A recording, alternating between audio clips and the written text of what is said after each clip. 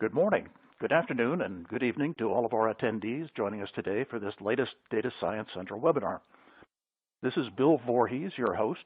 I'm the Editorial Director with Data Science Central and also Chief Data Scientist for Data Magnum. I'd like to start off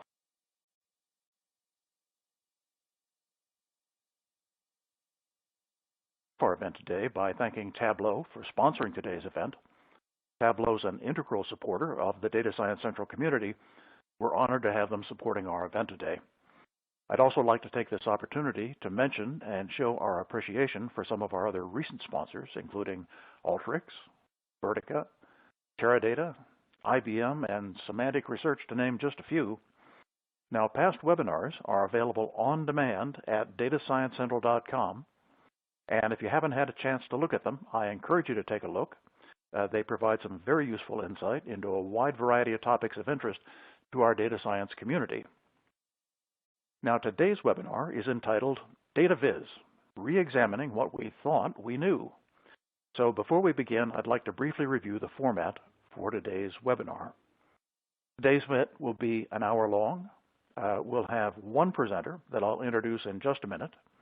There'll be 10 or 15 minutes of QA following the presentation. And this event is being recorded and will be available on datasciencecentral.com later this afternoon following today's live event. Now, I'd also like to encourage our attendees to provide questions throughout the presentation, as we'll be reviewing and presenting them on your behalf during the Q&A portion of today's event. I'm very pleased to introduce today's speaker, Robert Kosara. Robert is a research scientist at Tableau Software and formerly Associate Professor of Computer Science at UNC Charlotte. He's created visualization techniques like parallel sets and performed research into the perceptual and cognitive basics of visualization. Now, recently, Robert's research focused on how to communicate data using tools for visualization and how storytelling can be adopted to incorporate data, interactions, and visualization. Robert received his Master of Science and doctoral degrees in computer science from Vienna University of Technology in Vienna, Austria. So Robert, thanks for being with us. We're looking forward to your presentation. You know, instead of well-run experiments and real evidence, many supposed rules are based on opinion, aesthetic judgments, and incomplete or oversimplified studies. In this Data Science Central webinar, we'll walk you through a number of things that we thought we knew, but that on closer inspection turned out to be wrong. It turned out that we didn't know them after all. Knowing what we know, what we don't know, and what we merely assume is important so we don't rely on supposed rules that are not actually based on evidence. To figure out which is which, we have to keep asking the simple question, how do we know that? So Robert, with that, I'm going to turn it over to you. You can begin as soon as you're ready to go. Thank you, Bill. Good morning. It's morning where I am, so I'm going to stick with that. So as you just heard Bill read my slightly verbose abstract there, the question I'm asking is, how do we know the things that we know?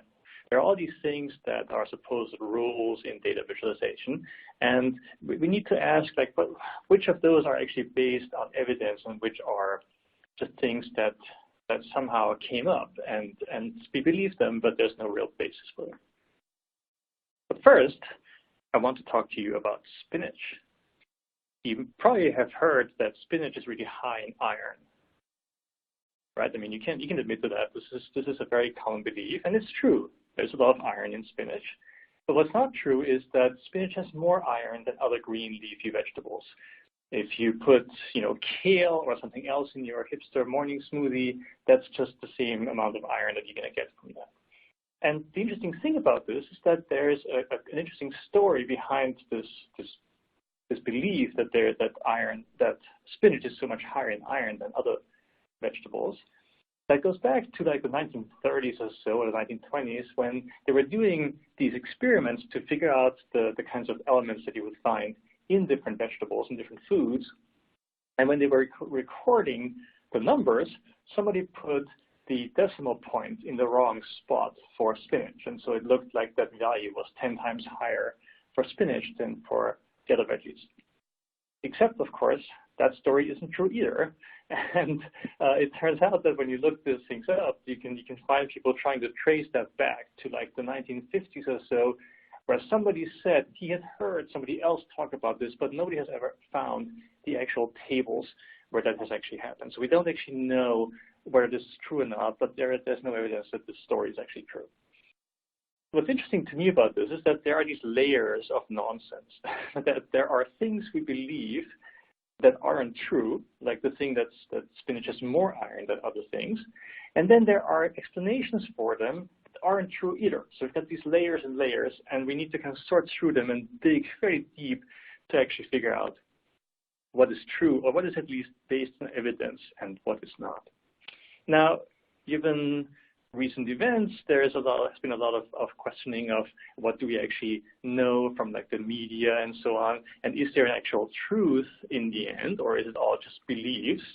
And I'm going to try and convince you that there certainly is still a truth, and that facts still matter.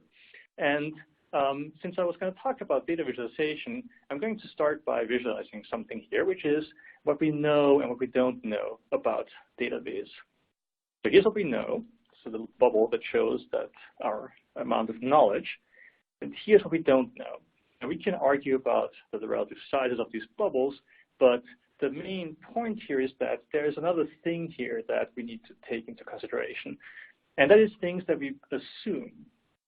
And those things that we assume, we think we know, so we put them into that bubble of things we know. But when we actually start to prod them and to question them, it turns out that many of those are things we don't even know. So we need to be careful to not just assume those things and believe them based on zero or very little evidence, but we need to really make sure that all the things we do think we know, we actually do know. And there is a way to figure that out. There's a way there's a test. It's a very simple test. And it's this question that you heard Bill read there in my abstract is, you have to ask, how do we know that? Do we have evidence? Do we have actual reason to believe this? And there's a simpler question than this, even, that literally every child knows how to ask, and that we need to ask a lot more again too, and that is why? Why is a certain thing the way it is? Or why is a supposed rule a rule? So I'm going to do in the next 30 minutes or so is I want to walk you through a number of different examples of things we either know or we thought we knew and that turned out to not be correct. So I'll start with something fairly simple here as a little first course, and that is a concept that is called banking to 45 degrees. This is a fairly common idea. It might not be as familiar by its term, but the idea is very simple, and that is that there was some research that was done in the early 90s, I believe, or maybe in the 80s, that said that for a line chart, the best aspect ratio is one that puts the average slope of the line at 45 degrees.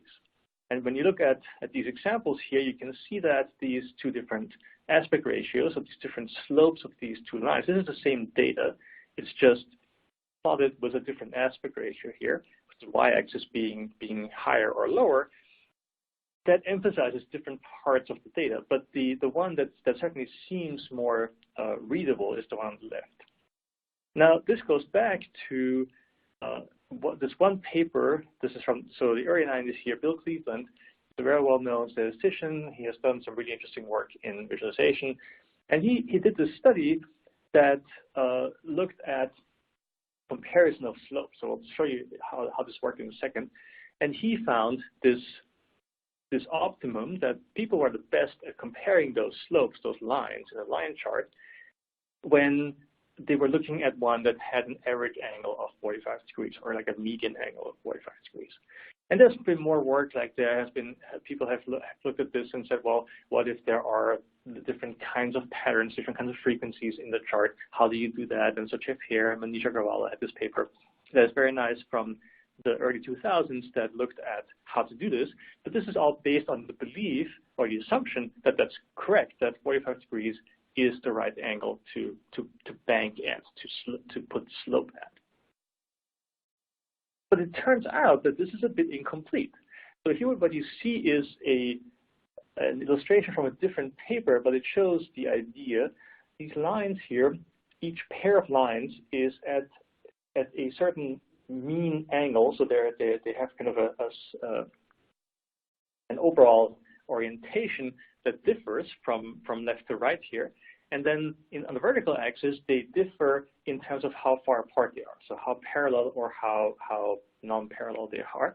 And the idea was that people would look at those and would then judge the difference in amount or the difference in the rate of change.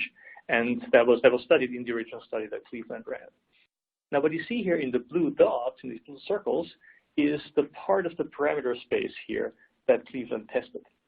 And you can see that he did not test everything. He didn't cover the whole range. Now, he had good reason to not do that because he was doing this in the early 90s. There's a lot of work with that study. But he just didn't cover the whole range. And he believed, based on some statistics that he ran, that 45 degrees was going to be the maximum.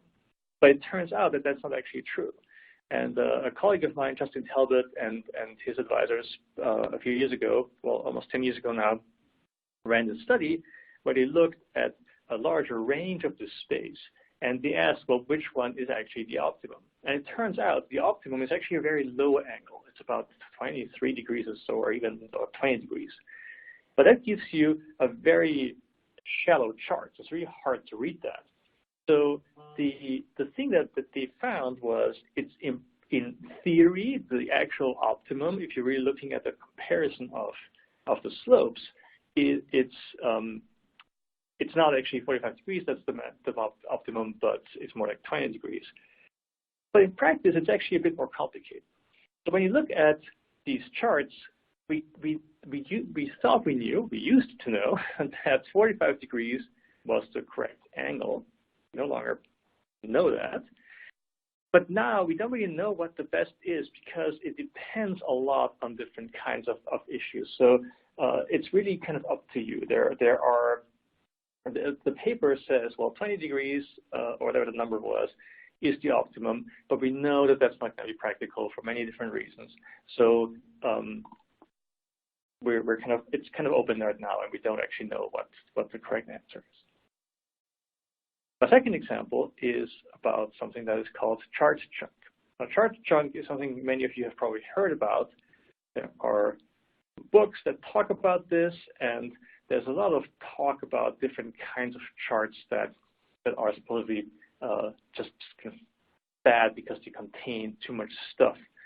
And here's an example. This is a very simple bar chart that contains almost no chunk. It contains the bars. And it has a title, and it says, well, these are monstrous costs. These are House and Senate campaign expenditures from the 1970s and early 80s. And it's a clean chart. It's the kind of chart that you're supposed to make. But of course, it's also a very forgettable chart. You're not going to remember a particular chart like that because they all look the same. Now, if you make this something a bit more exciting, like a monster or those monstrous costs, you're going to remember that. In fact, this is probably one of the few things you're going to remember from this talk later, that I showed you this monster. And the monster is a chart. It's a bar chart of sorts. It has these teeth that are the bars, and of course, we know that there are issues with these kind of things. We know that it's when you read these kind of shape, these bars that aren't actually rectangular, but that are shaped like a triangle, that's a problem because we underestimate the value. The baseline here is not level, it's not straight. There are lots of distortions. There's a monster in the chart that is, of course, doesn't have to be there. It doesn't carry data, but it helps you remember things. And so the question is, well, is that a good thing or a bad thing? Should we do this or not? And of course, the official opinion, or the one that's most accepted, is that we should not. That it's the wrong thing to do. But recently, there have been some papers that have looked into this and have asked different questions. So there's a paper here, and you will recognize the monster here.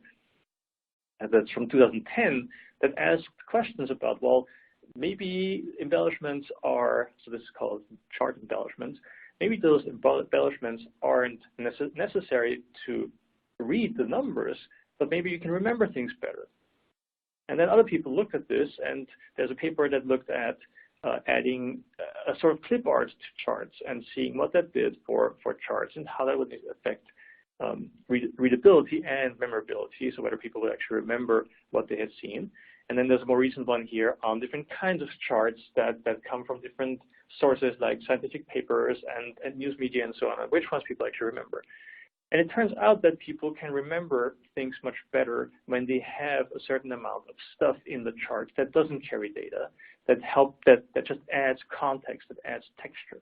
And when you dig into the literature a little bit, there was actually a study in the I think in 1989, I'm forgetting the year right now, by a guy who published this in some small journalism venue who ran a study, I think this was in 88, if I'm not mistaken, who did this study looking at newspaper graphics and looked at how much of an effect this what's called the data-ink ratio has, meaning how much data there is compared to stuff that's in the chart, and anything that's not data is the bad stuff.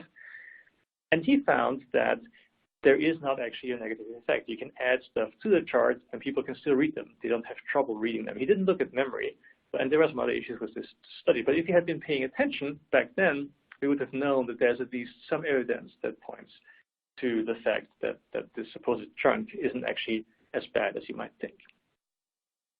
And then, of course, in today's world, there are all these infographics. There are charts. I'm always looking at bar charts here, but these are like bar charts that are shaped like pencils here that have these triangular shapes at the top, and that also have stuff underneath the baseline. So these eraser parts there stick out underneath the baseline. There are charts that have rounded tops. There are charts that have triangular shapes and other things like that. There are irregular shapes like these flags. And we've been looking at that, we being my former PhD student, Drew Scow, and I, and we've done some work. We actually have a follow-up paper to this one as well. But we looked at how people can read those and how well people can read those, and we found a few things that have negative effects. So, for example, the triangular chart here on the right is being underestimated because people don't seem to be very clear on where the top is. The same is true for like a rounded top. And also we found that when the bar extends underneath the baseline, that can have a negative effect. But other shapes, like for example, that the flag you just saw, doesn't actually have an effect. There's no difference between a regular bar and that flag shape. So as long as there is a straight line at the top, it seems to be fine. And we have some follow-up work that's coming out in a few weeks at a conference that's looking at not just the shape, but also texture, like images on the charts, on the bars. And that turns out to work as well. So we haven't actually found a difference in people being able to read those charts, and they're just as effective, as accurate as with a basic bar chart. So there's been some evidence that looked at this and said, or some studies that looked at this and collected some evidence saying that these charts aren't actually that bad. There's also a technique that's going back to the 1920s that is called isotype, which is this idea that you represent numbers not purely as the length of a bar, but as objects, as multiples, and then each object represents some number. So in this case, every animal here is 5 million cows or whatever, or pigs, and you can compare here the livestock between Great Britain and the US in the 1930s. And you can read this either as bars. You can read the length of each of the individual animals. They're different sizes, so you can compare between them, but you can't compare the same animal across the different countries. Or you can just count them and multiply them by 5 million, and you're going to get a number. And so you can read this in different ways. But of course, there's stuff here. There's more than just a bar. There are cows and pigs and sheep. And the question here was also, well, is this a bad thing? Is this distracting? Can people read this kind of chart? And again, we did some work on this. So we did a study on that. That was folks at Northwestern University and myself. And we found that people can actually read these charts just as well as as the basic bar chart. So what you see here are a few examples of the charts we tested. So we had a basic bar chart on the left there. We had charts where we scaled the object. So that's the top right in the left image. left part of this, that actually overemphasizes values because it tails two directions. And then we looked at different kinds of stacked things, and it turns out people can read those really well, and they can remember the charts much better that have the object in the chart. So the one in the bottom right there in the left part of the image, A, I guess, in this, is the isotype chart. And people did much better remembering that than any of the other charts. And then on the right side, these are the ones that did really poorly. So if you have stuff in the background, an image in the background, then that actually distracts quite a bit from the data. And it also turns out for some reason that labeling the bars with images was just terrible. So, but we did find that isotype, this kind of chart, this way of depicting data, works pretty well, and people remember what they've seen. So that's an interesting finding, because we know now that stuff that you add to a chart can be helpful, at least for memory. It makes no difference, so it doesn't hurt for analysis, and it's not going to be practical, of course, for data analysis. But we know that for certain things that perhaps weren't considered before, they actually aren't that bad.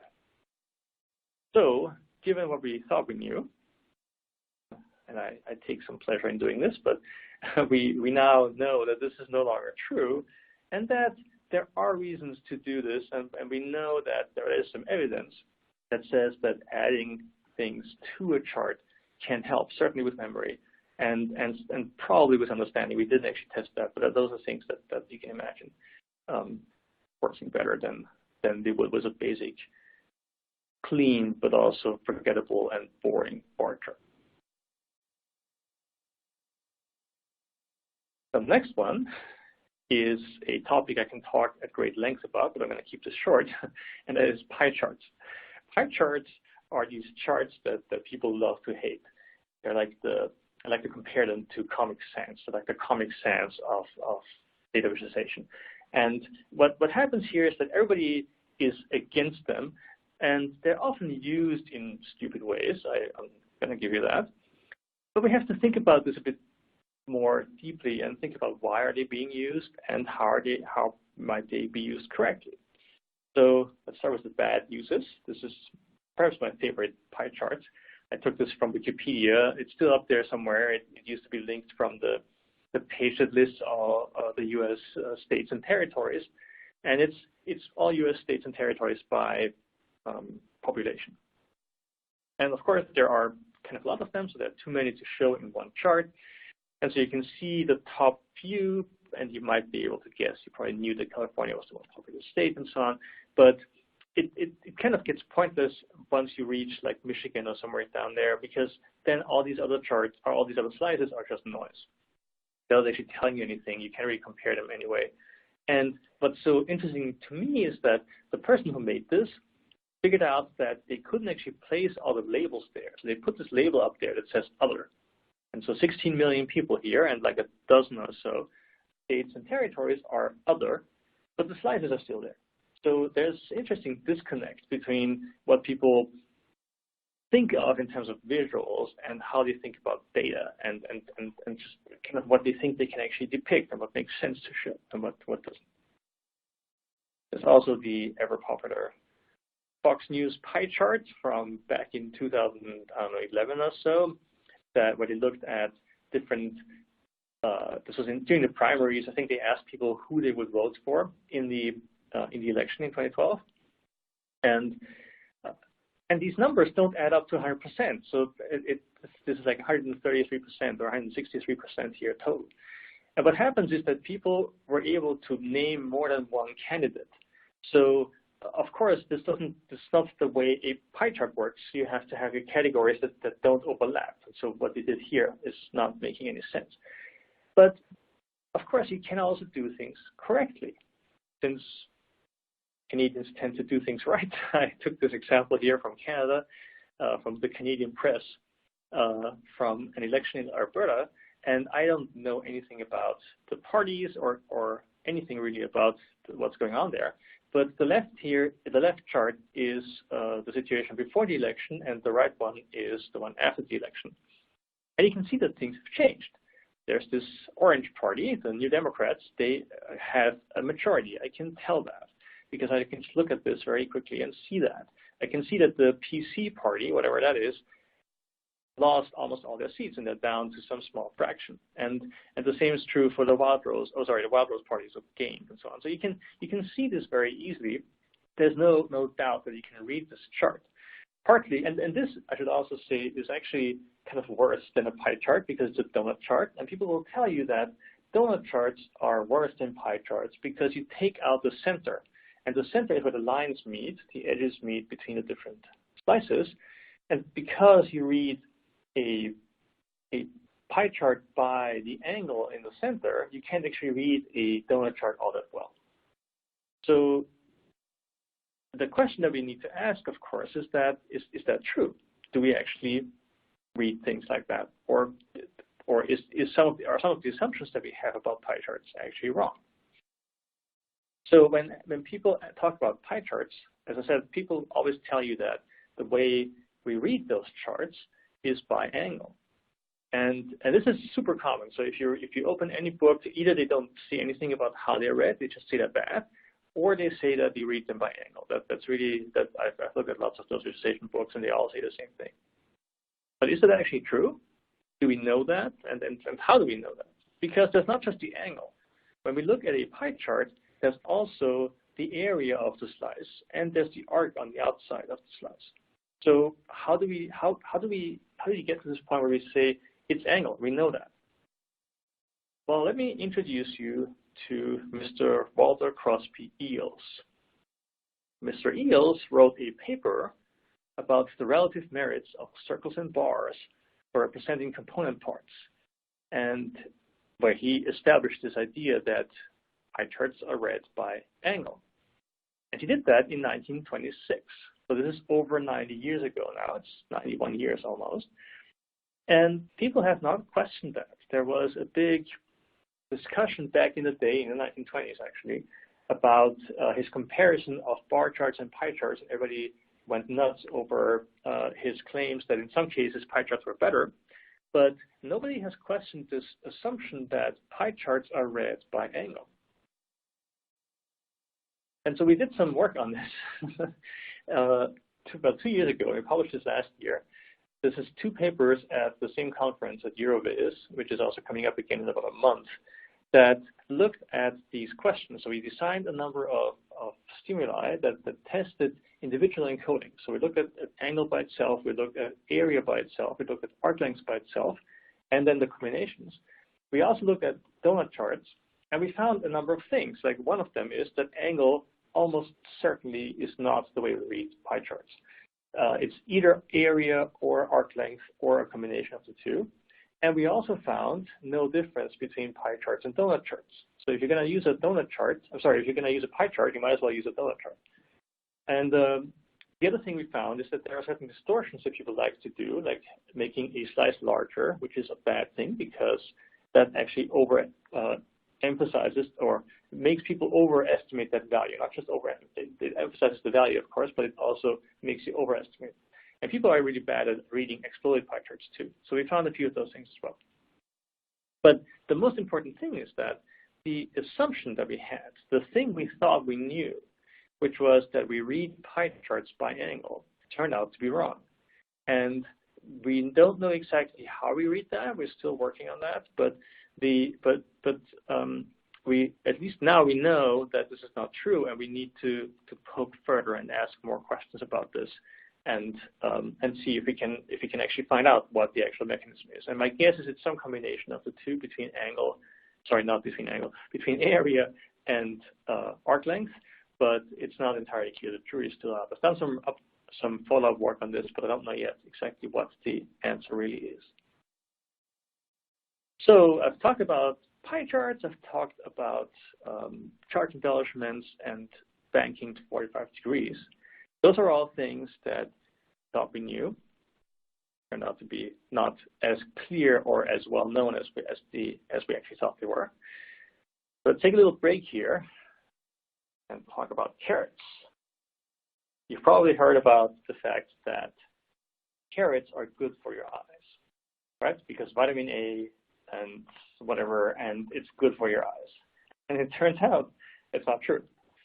And it's actually what's good for your eyes is green leafy vegetables. It's probably all the iron in them that actually does that.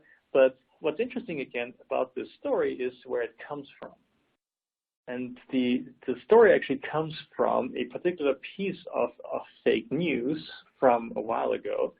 That is, during World War II, the British had a new piece of technology that was radar that they didn't want the Germans to know about. And so what they were doing is they were spotting the Germans that were attacking Britain, and were able to attack them and shoot down those planes, even at night, which they wouldn't have been able otherwise without radar, or at least not nearly as well. And to hide the fact that they had new technology, to hide the fact that they had radar from the enemy, they spread this idea that the Royal Air Force pilots, they were all eating their carrots every day, and carrots were good for their eyesight. And so because of that, their eyes were so sharp, and they worked so well even at night, that they could spot the planes and they could actually shoot them down. So this is actually war propaganda that is still part of, and it's wrong, it's not a true fact, but it's a piece of information that's still around, that's still in a lot of people's minds, and we still believe that, even though we know, well, if you just look it up, it's easy enough to find out that it's not even true. So there's lots of interesting things that we believe that we just never question, but that just aren't actually true. So on with the visualization stuff that we talked about, that I'm talking about here. So you've heard about lying with statistics, and I'm not even going to talk about that because it's so obvious, but of course you can also lie with visualization. So there are lots of examples of that, and I like to use some of these here. This is again from Fox News because they have a few of those. Here's a bar chart that compares two numbers, and they've cut off the baseline of these bars, so that difference looks huge between 6 million and 7 million, even though it's only about 12% or so, and here it looks like it's a factor of 3 or so, or 4. There's also another chart here that's pretty interesting to look at because it's the inverted the axis here. So if you look at the axis on the left, the values are actually upside down. So the value is increasing, but the line is actually decreasing. And I gave this talk a few months ago at the IAEA, the International Atomic Energy Agency, and they had a guy there drawing the charts, and he did this very nice drawing of what I talked about. I like the fox there, for the Fox News, and the charts, even though he looks a bit more like a wolf. But what turns out is that this is probably the last time I'm going to use these charts because I was fooled too here. If you look at these two charts, you might be able to see that the right one is weird because it has, if you look at the crawl at the bottom there, which is the text, they're the same, and the background looks a bit strange. So it turns out that the right chart, these two, is actually fake. So I was fooled too here. This is not the actual chart that was actually on Fox News. Somebody made that up to make Fox News look bad. But the left one is real. So the cutoff baseline is a common thing that people do, and that was actually used at some point.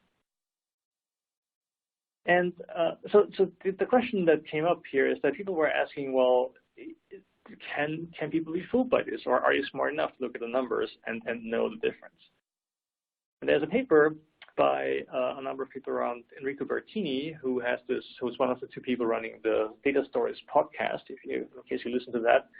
And they asked this question: how deceptive are deceptive visualizations?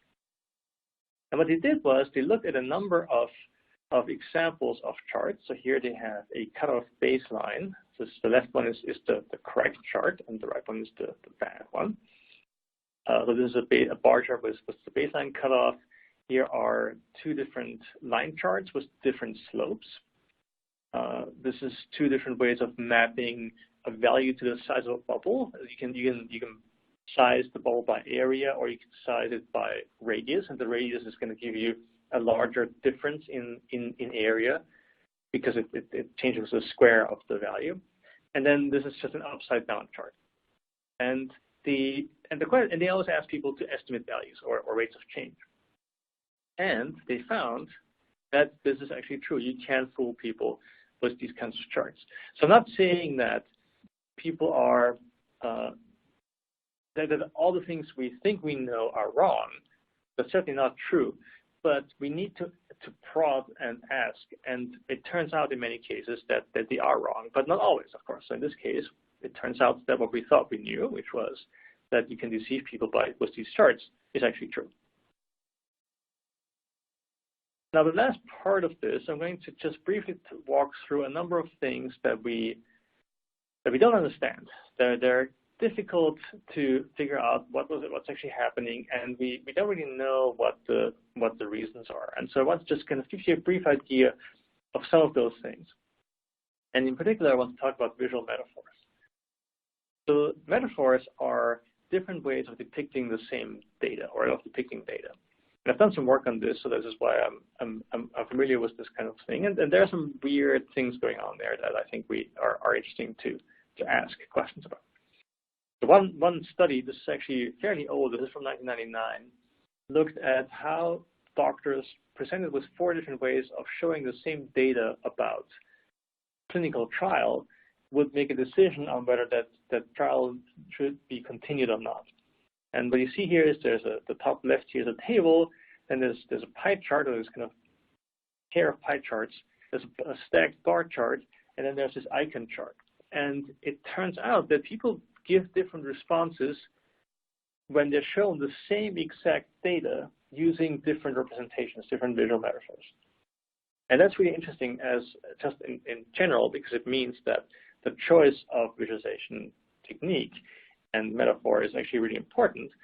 And one thing they found was that the depiction there, the icons in the bottom right, is the one that gave people the best sense of how many people were doing well in this trial and how many weren't.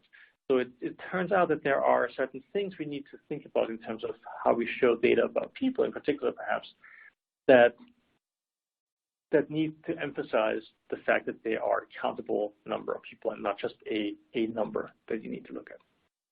And so we did some work on this, that not on this particular issue, but around this, that looked at how different kinds of charts and small changes to charts can make a difference. So one example here is a study where we looked at a number of different charts. This is several years ago. This is actually a number of years ago now, 2010, with my former student, Caroline Simkevich, who looked at, I think, 4 different chart types and these 5 different design treatments.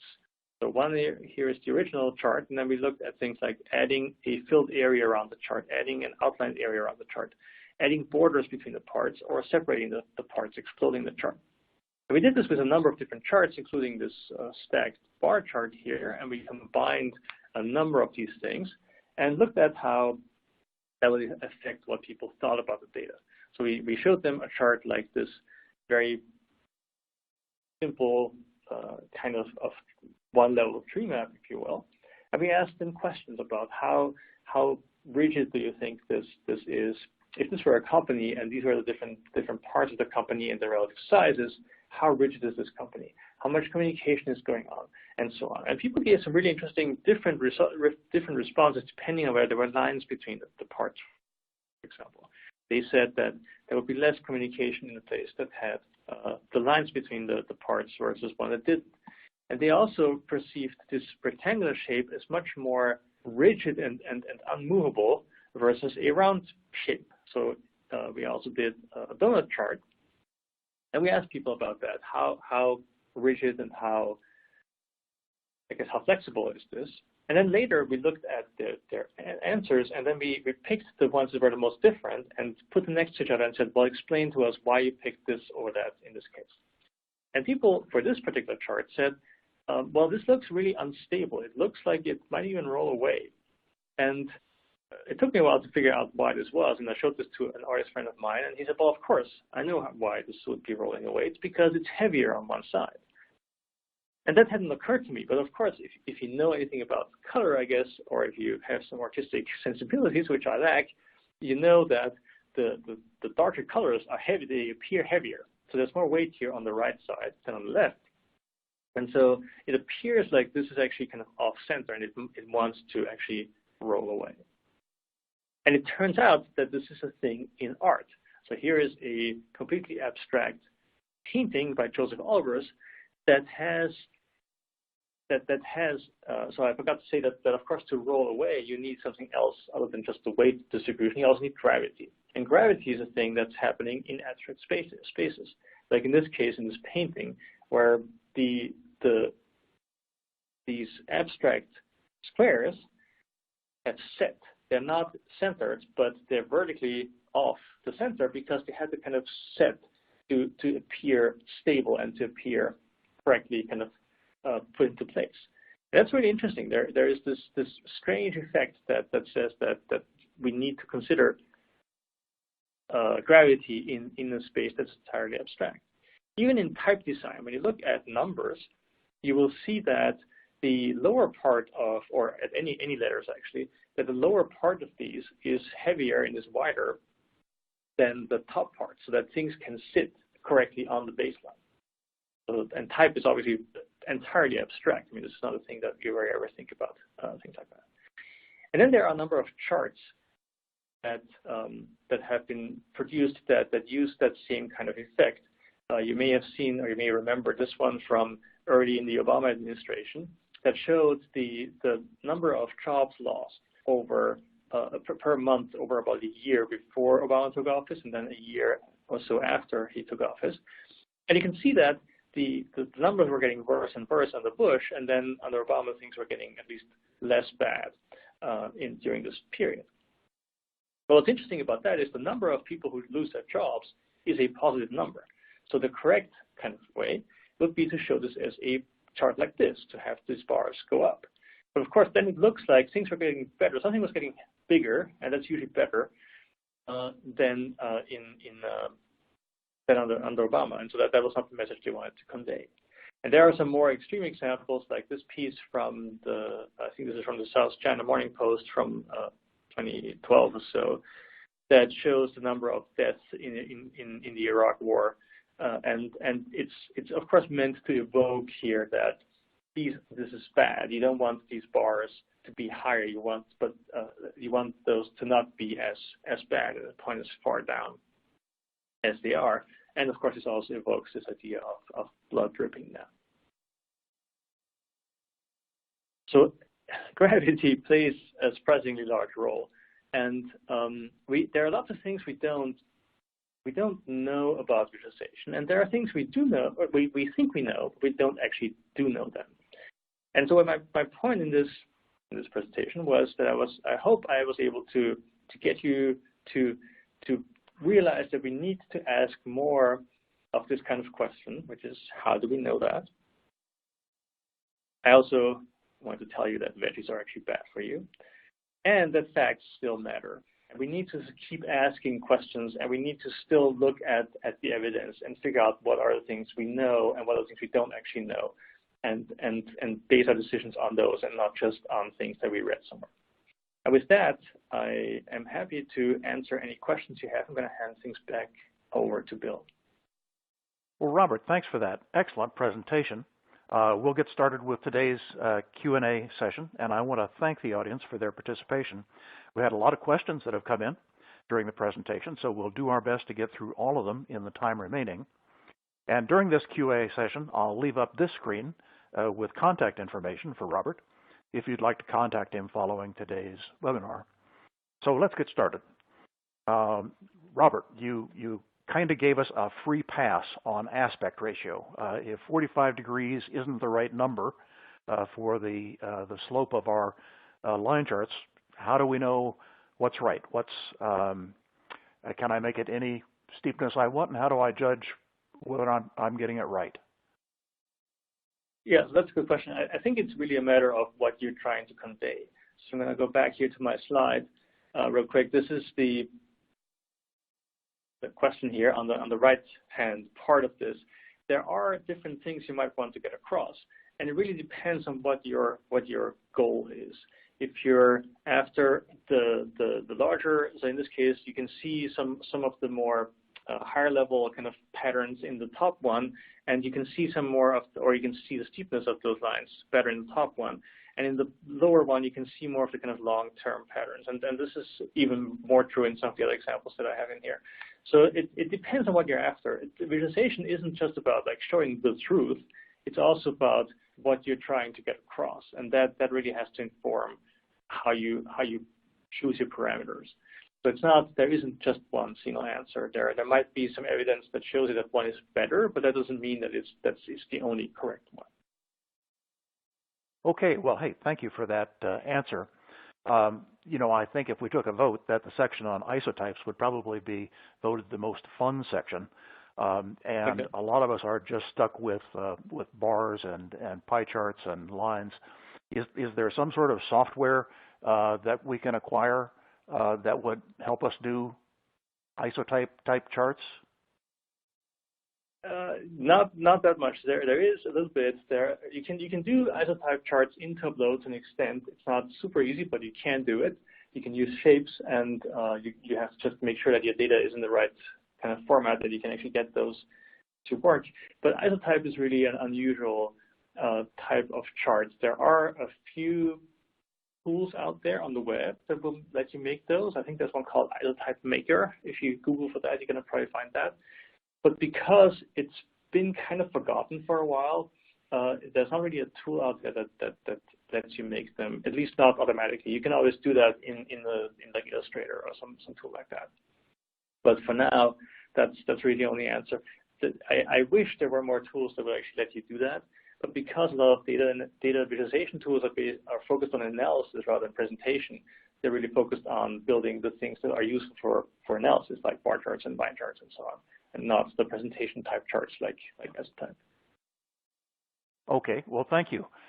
Now, one of our obviously very well-educated viewers asks about the research of a specific guy, and I don't mean to put you on the spot, but apparently there is a researcher by the name of Jeffrey Heers who worked to develop a hierarchy of chart types based on our ability to recall them. And that viewer was wondering what you thought of that work and whether or not there was a lesson there about a hierarchy based on recall that would be valuable to know about. So I know Jeff Heer pretty well. I don't know this particular paper, but there has been some work on looking at different kinds of charts and how well people can recall them. There is, I'm blanking on the name right now.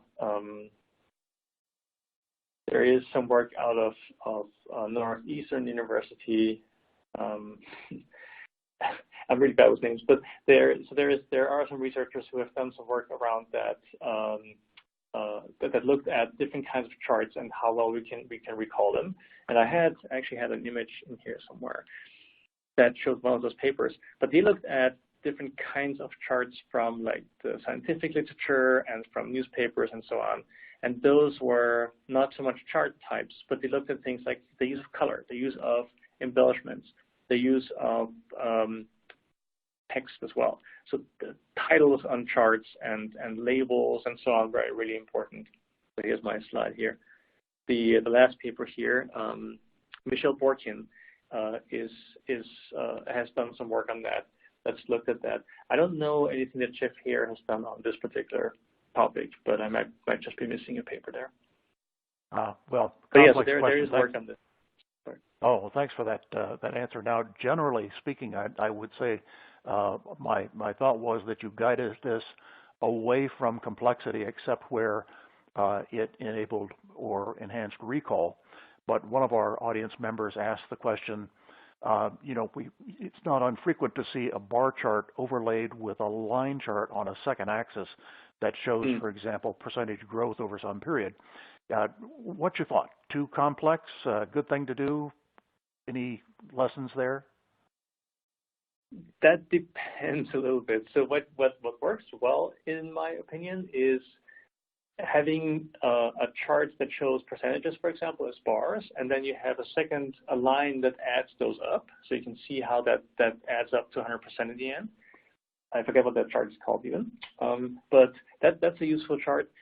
Dual axis charts in general, where you have very different things on the same chart, but with different axes, tend to be problematic because you always have lines that intersect, and you're comparing lines, but they're not really comparable values, or even bars and lines. So you have to be careful with that. I would rather separate those out. So this is a different question than the embellishments, of course, because this is not about memory. This is about adding more data to the chart. And I would rather keep charts focused and keep the one thing on there that you need to see, unless you really care about the comparison. And then you might want to look at something like a scatter plot or a connected scatter plot or things like that can show you the comparison more directly than having two things overlaid on the same chart that are somewhat comparable but not quite. So I would say the safe bet is to keep things separate when it would otherwise be dual axis. Okay, well, thank you for that insight. The questions that have come in are really quite specific by chart type. Let me try and gather up some here that are all about bar charts, for example. Now, you said earlier in your presentation that the direction of bars matters, but what about horizontal bar charts? Are those better, worse, the same? So this has not been studied as far as I am aware of, but there is certainly one thing that horizontal bar charts, and technically bar charts are horizontal. They're column charts if they're vertical, but everybody calls them bar charts. But an actual bar chart that's horizontal is easier to label because your label then is the same direction as the bar. And I believe, and I don't have evidence for that, but I believe that those are actually more accurate to read because our left to right reading of bars is probably less influenced by our perception of height, which tends to overemphasize height and larger values. But I haven't seen evidence of that, so I don't know if that's actually true. But if you want to be super careful, the safest bet is still to use horizontal charts. There's at least nothing that points against that being better. But we do know that there are some weird things going on when your bars are pointing down. So I'm pretty sure that there is an overemphasis on the values when they're pointing down versus up. Okay, so no downs, but sideways, maybe okay. Sideways works. Same category. Another category is like Jeopardy about bar charts. What about stacked charts? Stacked bar charts. How do we go about utilizing those in a way that doesn't confuse folks? Yeah, so the problem is stacked bars are really, really bad. There's been very clear evidence that shows that when you stack bars, you can read the bottom bar. So your stacked bars are that you have a bottom bar that sits on the baseline, and you can compare those, of course. You can also compare the total height of all the stacked bars. But the parts of the stack that are further up that aren't sitting on the baseline are very hard to compare. And when you look at some of the studies that Bill Cleveland ran, there's a paper by Cleveland and McGill that's from the 80s, 84 or so, that looked at those compared to pie charts, and they found that the stacked bars are worse than the pie chart.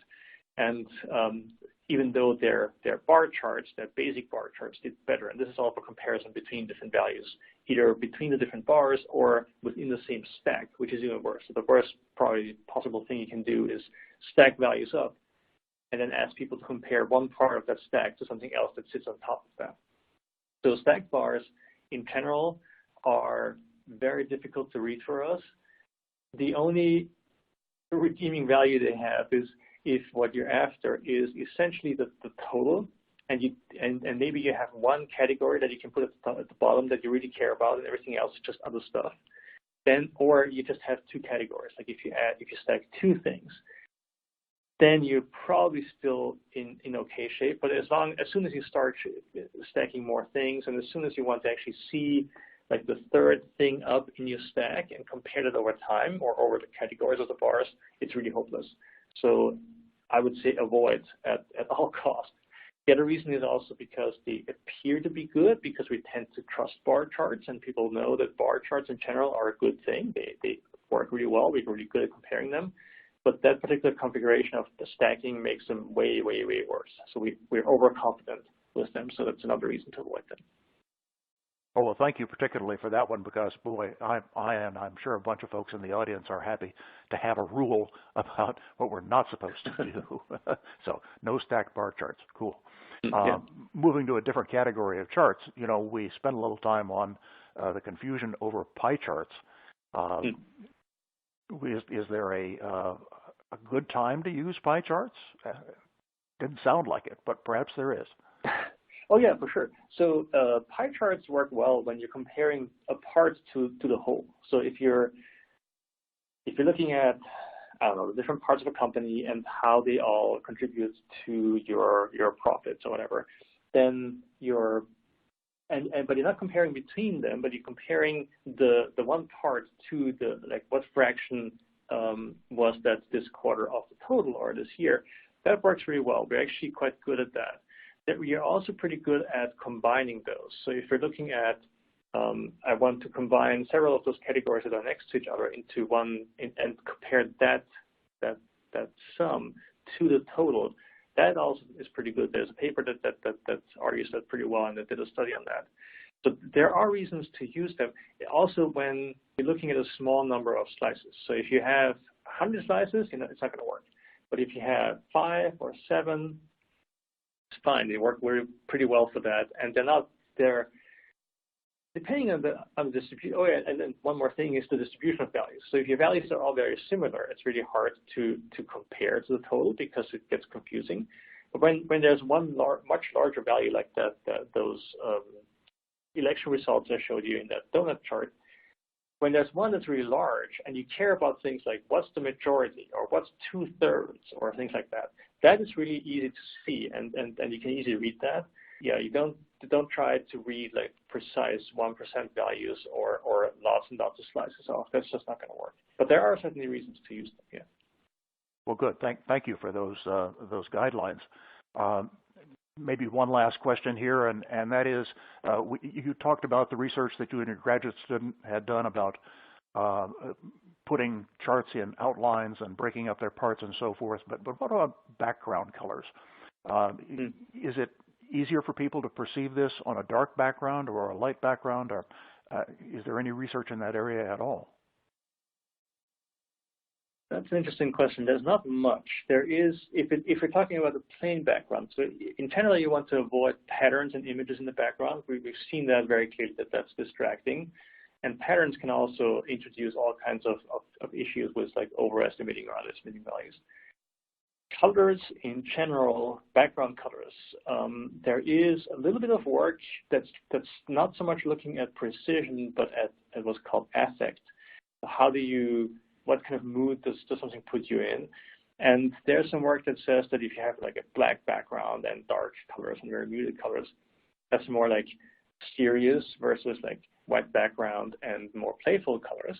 And that could be something you're after. Sometimes people like to do this when they're doing analysis, that they're more skeptical about the data, but that's still very early days. So I don't know if that's really all that settled yet, how that works. But yeah, I think the safer choice is still to have a light background and darker colors in the front, but it's not like there's very good evidence that says that that's the way to go. Okay, Robert, as we're drawing to a close here, I know you have one more slide on resources that you'd like to share, so let me give you 30 or 40 seconds to share that. Okay, so I'm usually asked, like, how do you learn more? So I talked about all these different papers. So here are a few resources. There's my blog here at the top, eageryes.org. There's Andy Kirk's Visualizing Data. Since Jeff Harris mentioned, the third one here is the IDL, the Interactive Data Lab at UW. They also have a blog, and they have a very nice website and lots of good stuff coming out. And then 3 books here that I recommend that are informed about the current state of research. So those are all good ones to check out if you're interested. Well, Robert, thank you so much. Those are some great answers to some very good questions. And I want to thank all of you that asked questions. And if there were questions that weren't answered today, we're going to be sending those unanswered questions to Robert and the Tableau team so they can follow up with you after today's webinar. I have just a few quick announcements. If you'd please mark your calendars for May 18th and our next DSC webinar, which is Apache Spark, ML Lib 2X, Productionize Your Machine Learning Models by Databricks. Also, today's taping will be available for on-demand viewing later today, and you can find it on the home page of Data Science Central in the Webinar tab located at the top of the page. Well, this brings today's webinar to a close. I'd like to thank our audience for their attendance and thoughtful questions, and a special thanks again to Tableau for their sponsorship, and our speaker today, Robert Kosara, for his insight into today's topic. My name is Bill Vorhies. I'm very pleased to have been your host for today's event. I look forward to seeing you all again on May 18th. Have a great day.